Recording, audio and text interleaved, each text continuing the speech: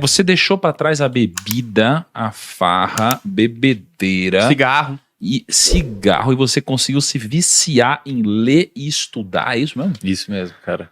Cara, como? Não é possível. Até 2013, 2014, mais ou menos no meio da graduação de psicologia que eu fiz lá no interiorzinho, bem no interior do Rio Grande do Sul, numa cidade de 60 mil habitantes, eu acho, eu fiz a minha graduação. Eu fumava uma carteira de cigarro por dia e bebia bastante. E parte da graduação eu fumei cannabis também. E, cara, praticamente a minha vida era isso. Era fazer uso do álcool com função realmente de embriaguez, seja em festa, final de semana com os amigos, etc. Eu era muito sedentário, leve sobrepeso, até que um dia eu já ficava... Eu tinha esses hábitos, né? Não estudava, não dava muita bola para essas paradas, achava que todo mundo era errado e todo mundo era burro, só eu entendia das coisas e não sei o quê. Um perfil até relativamente comum de acadêmicos, né? Até que uma vez, cara, eu fui descer do ônibus para ir para casa e eu tinha que andar umas 2 quadras e eu cheguei em casa muito ofegante e não tinha subida. Aí eu pensei, caramba, cara, eu não conseguia andar 2 quadras sem ficar ofegante. E isso acabou me gerando um alerta. Pô, mas, sei lá, se eu tenho que correr de um ladrão, se eu tenho que... Não tenho nem condicionamento minimamente para sobreviver numa, sei lá, na selva. Se fosse no antepassado, eu seria excluído pela seleção natural das espécies. E ali eu comecei a ficar um pouco incomodado. E normalmente, Thiago... A mudança de hábito, as pessoas muitas vezes perguntam, pô, qual que foi a virada de chave? O que você fez ali que virou sua chave? Eu sempre falo que mudança de hábito, ela é uma coisa gradual.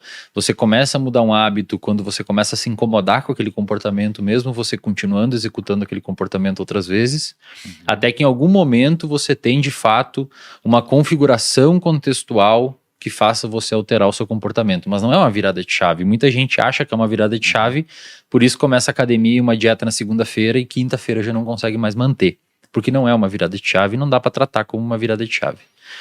A virada de chave ela é muito lenta e começou aí. Lá atrás, quando eu começava a ficar incomodado com isso, mas continuava bebendo, continuava fumando, continuava não sei o quê, não estudava nada, não pensava em futuro e nada disso. Aí eu comecei acompanhar muitas pessoas que praticavam corrida. E eu comecei a me arriscar na corrida. Então, comecei a correr bem gradualmente, dava uma corridinha, caminhava, corridinha barra caminhar. Tipo, corria assim, 1 quadra, caminhava 2, corria 1, caminhava 2. Sempre no mesmo percurso. Até que chegou um momento eu comecei a correr o percurso inteiro, porque eu fui ganhando uma resistência cardiovascular, cardiorrespiratória. E quando eu comecei a ganhar essa resistência cardiorrespiratória, ou seja, eu comecei a formar ali o hábito da corrida, eu continuava fumando cigarro aos finais de semana e dia de semana, mas já havia diminuído um pouco. Até que em algum momento eu queria começar a pensar em construir uma estrutura de corrida para competir a nível amador mesmo, para tentar finalizar uma provinha de rua qualquer. E o cigarro estava me atrapalhando. Então, eu sempre falo pra galera que quando você quer formar um hábito bom, quando você quer destruir um hábito ruim, é interessante você criar um bom que tenha uma competição com esse outro. Então, por exemplo, o cigarro começou a atrapalhar a minha evolução na corrida, então eu comecei a ficar puto de fumar. Falei, pô, não acredito, cara. Porque antes fumar cigarro pra mim tinha uma função social, os meus amigos fumavam, então na hora do café a gente fumava, na hora do intervalo da aula a gente fumava, trocava uma ideia. Era uma função social para interagir com aquele ambiente, com aquele contexto. Então o cigarro tinha uma função legal na minha vida. Eu sempre falo, a gente pode falar depois se vocês quiserem sobre isso, mas tem uma máxima na psicologia comportamental que é, todo comportamento tem uma função. Você não se comporta sem função. Você tem uma função, tudo tem uma função. E o cigarro tinha essa função. E depois de um tempo que eu comecei a correr, o cigarro começou a ter uma função pejorativa dentro do meu repertório comportamental, que era atrapalhar minha corrida. Então mesmo eu perpetuando aquele comportamento de fumar por conta de circuitos cerebrais que haviam sido formados pelo próprio poder aditivo da nicotina, eu começava a ficar irritado de fumar. É mais ou menos quem desliza na dieta feio no final de semana e fica triste depois. Você desliza na dieta por conta do seu comportamento ser condicionado para aquilo muitas vezes, ou pela disponibilidade do alimento, ou pela sua história de interação com o alimento, etc. Mas você fica triste muitas vezes depois. E a corrida começou a deixar o hábito do cigarro cada vez mais desinteressante para mim. Até que um momento eu comecei a fumar só no final de semana, até que outro momento eu comecei a fumar só quando eu via 1 ou 2 amigos, até que um momento eu percebi, cara, eu sempre tô fumando quando eu saio com aquela galera. É sempre quando eu saio com aquela galera que dá vontade de fumar. Então eu parei de sair com aquela galera. E hoje a gente sabe que o vício, de uma maneira geral, é extraordinariamente contextual. Muito. Tanto é que a internação, que seria o passo mais extremo de um tratamento com um adicto, é nada mais, nada menos do que remover o sujeito do contexto e evitar contato com ambientes onde ele usava droga. Então, hoje a gente tem isso muito claro nos estudos de neurociência, que vício, de uma maneira geral, é muito contextual. Se você quer parar de beber, não vá ao bar, não saia com as pessoas que você sempre bebeu. Se você quer parar de fumar, o cigarro é o pior, e eu sempre digo que o cigarro é o pior vício de tratar, porque diferente de álcool e outras drogas, o cigarro ele infecta a vida. Você fuma no carro, fuma no intervalo do trabalho, fuma antes de dormir, fuma ao acordar, fuma no café. Bebida é diferente, você bebe em lugares específicos, então é mais fácil isolar aquelas variáveis. Cigarro ele infecta a sua vida, é muito difícil. Mas a corrida foi meio que fez essa mudança de hábito, cara. Agora, a gente tem muitos hábitos ruins na nossa vida, né? E você tinha um hábito muito ruim e você conseguiu colocar um bom no lugar. E você falou que muitas vezes o que começa a dar esse gatilho, né, de começar aos poucos a ter essa motivação de mudar um hábito, de deixar um hábito ruim, é o próprio incômodo que é gerado pela consequência de fazer algo consecutivamente que vai te prejudicar de alguma forma.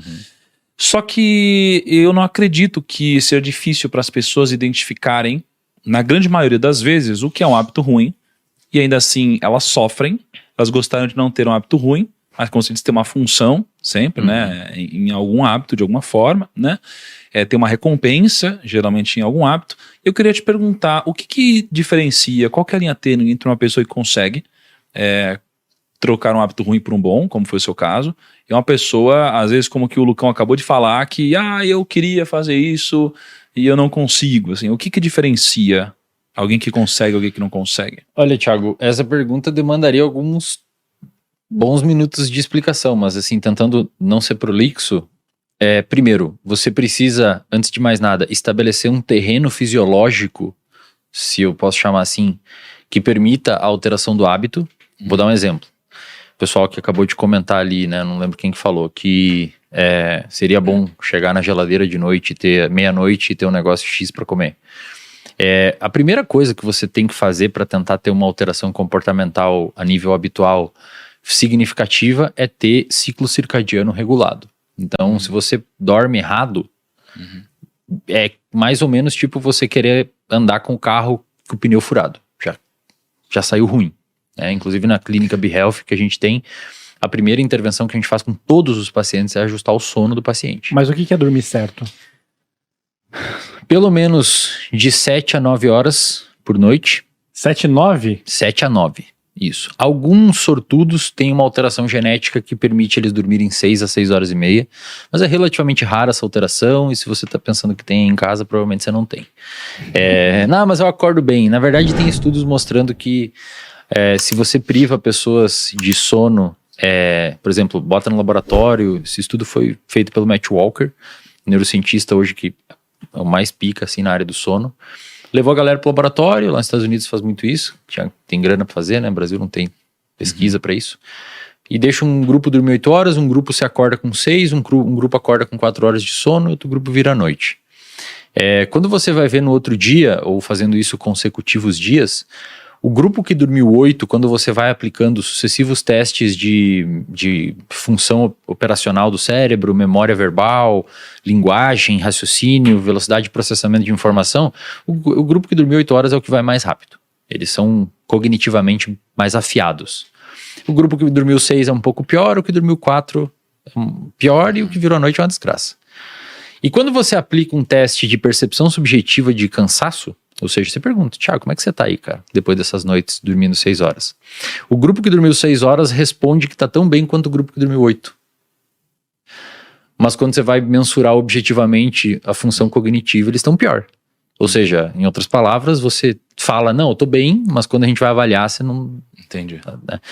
Então, dormir bem 7 a 9 horas por noite, para a população em geral, Mas tem exceto crianças, tá? Criança dorme mais mesmo. Mas tem a gente falou que tem um período, 7 a 9 horas, mas tem assim, cara, porque tem aquela galera que fala assim, eu sou um cara noturno. Não tem Não existe essas paradas assim? Não existe Não, mas humano. não tem uma galera que funciona melhor de manhã. Sou criativo às 3 da manhã. Não. É o Batman. Trabalha à noite. Cara, não existe animal, o ser humano não é noturno. Alguém enxerga no escuro aqui? Enxerga. A gente não é noturno. Mas não tem aquele negócio, tipo, Tem, eu trabalho melhor de manhã. Tem os cronotipos. Tem os cronotipos. O que é isso? Mais ou menos 50% é a divisão de matutino e vespertino. Matutino é tipo eu durmo 9h40 da noite e 9h40, 10 horas da noite eu durmo e acordo 5h30, 6 horas. Naturalmente, se deixar, meu cronotipo é assim. E outras pessoas são vespertinas. Tendem a dormir 10h30, 11, 11h30 e acordar 8, 8h30.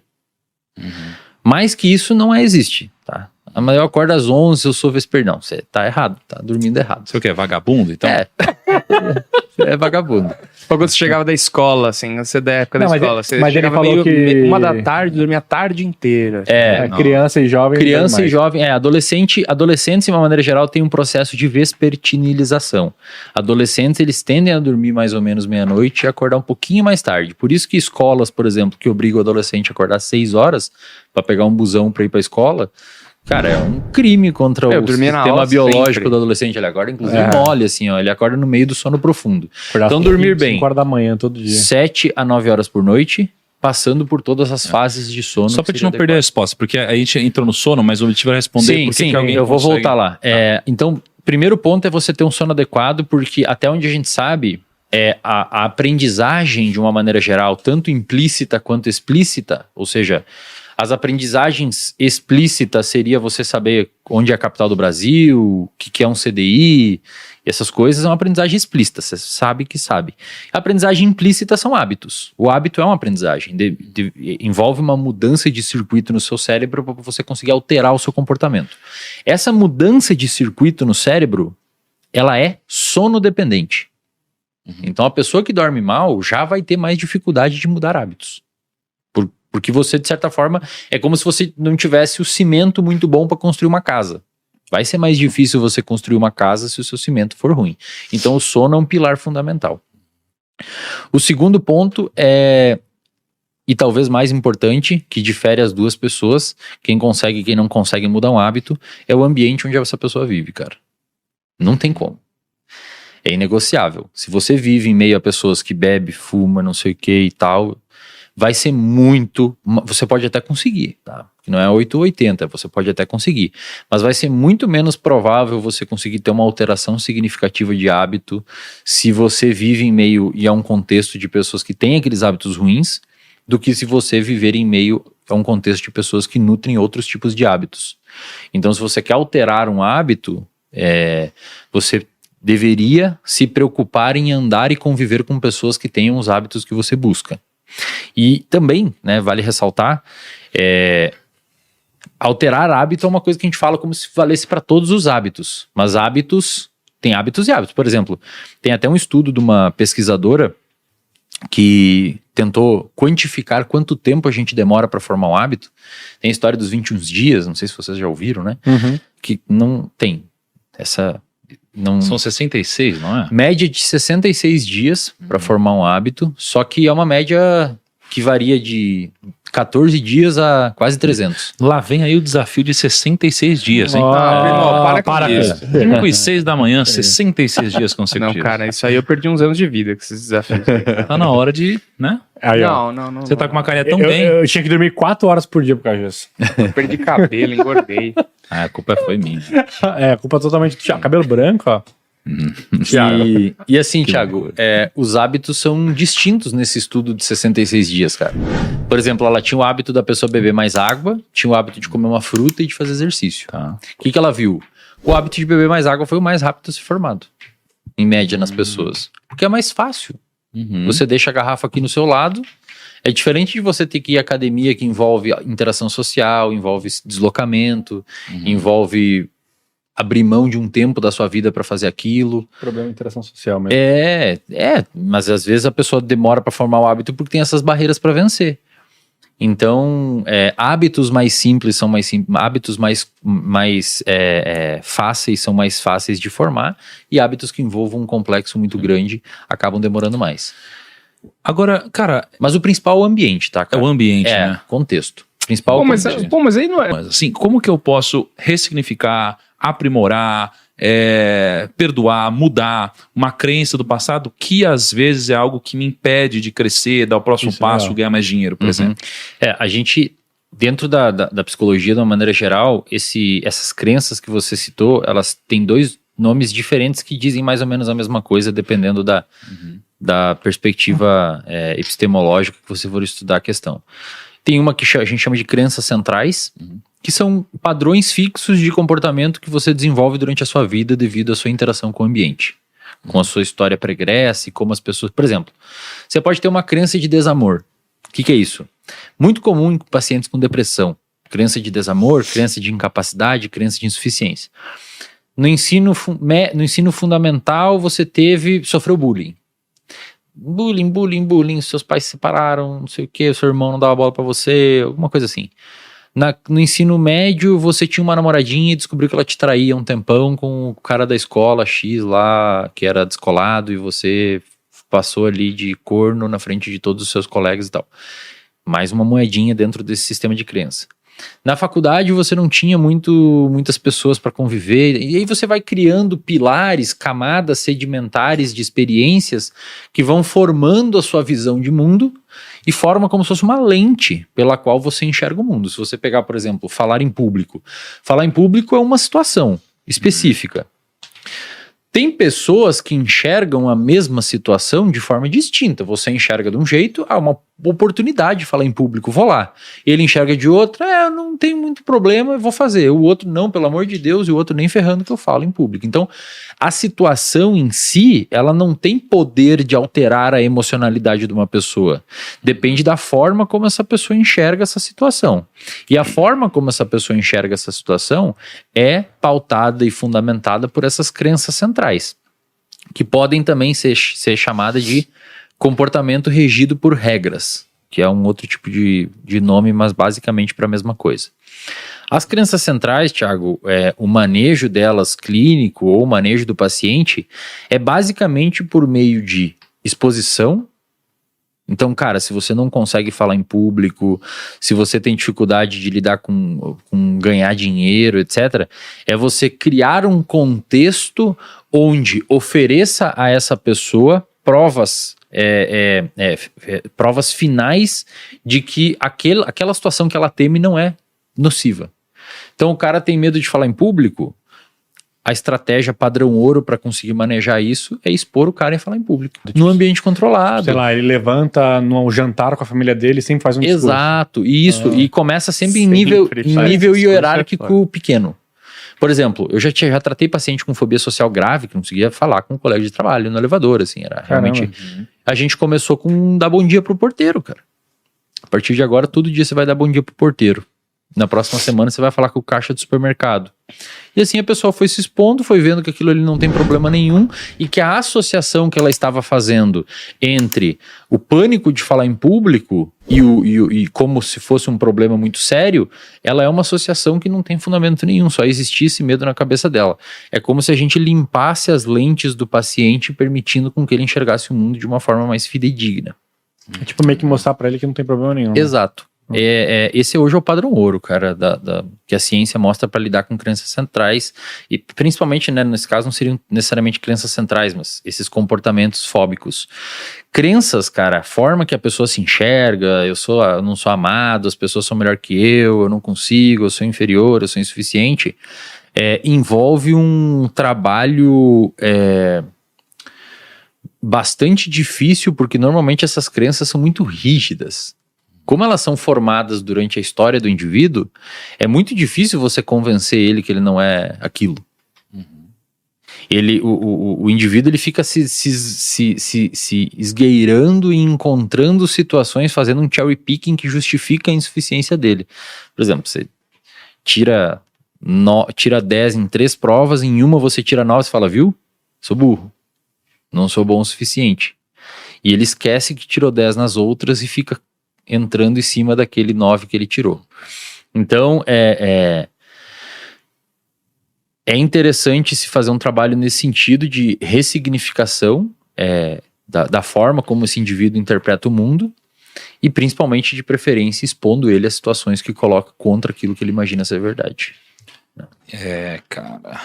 Mas é difícil, cara, assim, é difícil. Alguns pacientes são bem resistentes e não mudam, cara, mesmo sendo, por exemplo, um empresário de sucesso. Às vezes o cara é um puta empresário. Eu já atendi muito, né? Eu atendi atleta olímpico, jogador de futebol e não sei o que. Os caramba 4 no topo do mundo e se acham uns merda muitas vezes.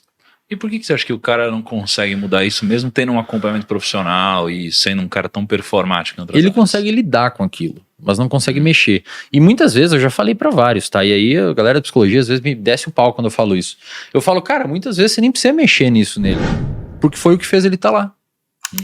Tem um cara que se acha incapaz e se acha um péssimo sujeito no sentido de performance, e como mecanismo compensatório faz ele ter disciplina pra treinar mais, porque ele quer ser um cara bom.